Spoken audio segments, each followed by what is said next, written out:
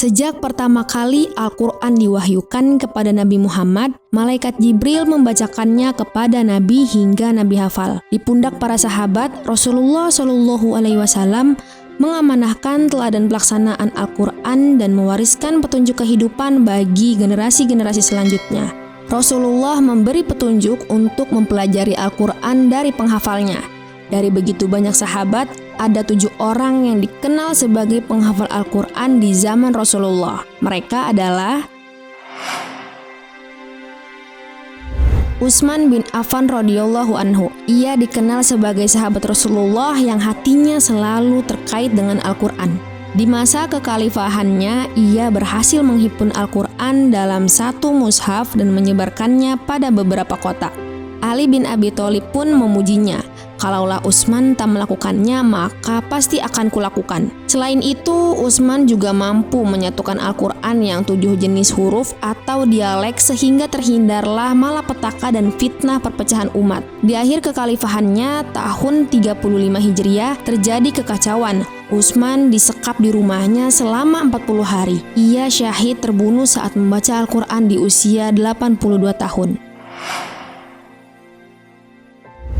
Ali bin Abi Thalib radhiyallahu anhu. Ali merupakan seorang sahabat penghafal Al-Quran yang kuat dan termasuk di antara orang yang pertama kali mendapat hidayah Islam. Ali berislam di usia belia. Beliau dikenal zuhud, waro, dermawan dan menganggap rendah dunia, selalu beramal untuk keridhaan Allah Subhanahu wa taala. Ia sangat memahami ilmu Al-Quran. Abu Abdurrahman As-Sulmi berkata, "Aku tidak pernah melihat seorang yang lebih pandai dalam Al-Quran daripada Ali." Kehidupan Ali selalu diwarnai dengan Al-Quran. Ali berkata tentang dirinya dan karunia Allah kepadanya, "Demi Allah, tidak satupun ayat yang diturunkan kecuali aku telah mengetahui tentang apa dan di mana diturunkan. Sesungguhnya Allah telah memberikan kecerdasan hati dan lidah yang fasih." Zaid bin Tsabit radhiyallahu anhu. Ia merupakan sahabat Ansor yang cerdas, penulis, penghafal dan menguasai ilmu. Ia mengalahkan orang lain dalam penguasaan ilmu Al-Quran. Ia juga mampu mempelajari kitab Yahudi dalam waktu yang relatif singkat atas permintaan Rasulullah. Selain itu, Zaid juga dikenal sebagai sekretaris kepercayaan Rasulullah dalam menerima wahyu. Apabila Rasulullah menerima wahyu, Zaid selalu dipanggil untuk menulisnya. Zaid sebagai penghimpun Al-Quran dan menguasai informasi tentang Al-Quran. Jasa Zaid dalam upaya kodifikasi Al-Quran sangatlah mulia. Tiada yang mampu menandinginya dan menulis kalamullah. Zaid wafat tahun 45 Hijriah. Kepergiannya ditangisi seluruh penduduk Madinah.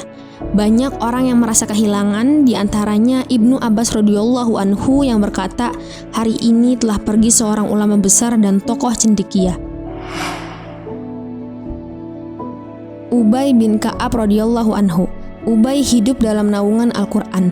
Ia selalu menyempatkan diri membaca Al-Quran siang malam dan khatam dalam 8 malam. Umar bin Khattab pernah berkata, "Qori paling baik di antara kami adalah Ubay." Umar juga pernah berkhutbah di Jabiyah sembari menyatakan tentang pengetahuan Ubay terhadap Al-Quran. Umar berkata, "Barang siapa yang hendak menanyakan tentang Al-Quran, datanglah ke Ubay. Ubay telah menjadikan Al-Quran sebagai sumber kebaikan dalam ucapan serta perbuatannya." Ubay selalu menasihati orang-orang untuk menjadikan Al-Quran sebagai pedoman dalam setiap perbuatan. Ubay termasuk sekretaris Rasulullah sebelum Zaid bin Tsabit. Ia bernama Zaid adalah sahabat yang paling tekun menulis wahyu dan menulis banyak surat. Keduanya menulis wahyu dalam pengawasan Rasulullah. Ubay wafat di Madinah tahun 20 Hijriah. Di hari wafatnya, Umar berkata, "Hari ini telah meninggal seorang tokoh Islam, semoga Allah meridhoinya." Abu Darda radhiyallahu anhu. Abu Darda adalah seorang hafidz yang bijaksana. Ia termasuk orang yang mengumpulkan Al-Quran dan menjadi sumber bagi para pembaca di Damaskus pada masa Khalifah Utsman bin Affan. Dalam pengakuan Suwaid bin Abdul Aziz dikatakan, jika Abu Darda sholat di Masjid Damaskus, ribuan manusia mengelilinginya untuk mempelajari Al-Quran. Ia membagi-bagikan satu kelompok dengan 10 orang dan dipilih 1 orang ketua. Ia hanya mengawasinya di mihrab. Jika ada yang salah, mereka kembali kepada ketuanya. Jika ketua yang salah, maka ketua tersebut menghadap Abu Darda untuk bertanya. Jumlah penghafal Al-Quran dalam majelis Abu Darda mencapai 1.600 orang. Beliau wafat tahun 32 Hijriah pada masa Khalifah Utsman di Syam. Ia telah meriwayatkan 179 hadis. Abdullah bin Mas'ud radhiyallahu anhu. Ia merupakan seorang penghimpun Al-Quran di masa Rasulullah dan membacakan di hadapannya. Ia pernah berkata, "Aku telah menghafal dari mulut Rasulullah 70 surat." Abdullah selalu mengikuti Rasulullah sejak usia belia. Pendengarannya selalu dihiasi dengan ayat-ayat Al-Quran sejak turun kepada Rasulullah. Kiprahnya dalam memelihara Al-Quran tidak diragukan lagi. Ia hidup bersama dan untuk Al-Quran. Abdullah menjadi ulama yang paling tahu tentang Al-Quran. Tak heran jika Rasulullah memujinya dan menganjurkannya para sahabat dan orang setelahnya untuk mempelajari kandungan Al-Quran dari Abdullah bin Mas'ud. Abdullah bin Mas'ud wafat pada tahun 32 Hijriah dalam usia 65 tahun. Ia wafat di Madinah dan telah meriwayatkan 840 hadis. Abu Musa al-Asy'ari radhiyallahu anhu. Ia merupakan salah seorang sahabat Rasulullah yang menghafal Al-Quran. Ia mempunyai perhatian yang besar terhadap Al-Quran. Abu Musa dianugerahkan oleh Allah berupa suara yang merdu. Suara merdunya mampu menembus tirai hati orang-orang mukmin dan melunakkannya sehingga menembus kebesaran Allah Subhanahu wa Ta'ala. Rasulullah pun pernah memuji suaranya yang merdu itu.